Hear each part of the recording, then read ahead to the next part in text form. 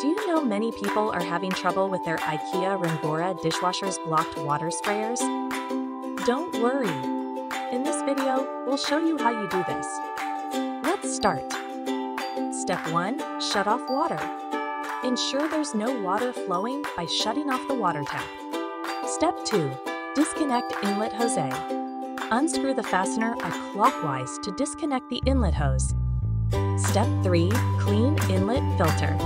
Deep clean the filter of the inlet hose. Step 4. Unblock sprayer holes.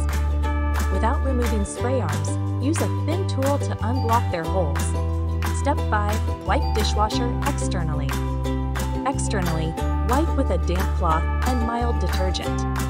Step 6. Perform internal cleaning. Perform internal cleaning, including doors rubber gasket, and run long-duration programs using dishwasher's specific cleaner twice monthly. With these steps, you should be able to successfully unclog the water sprayers of your Ikea Rengora dishwasher. Still need help? Visit our website for the complete manual.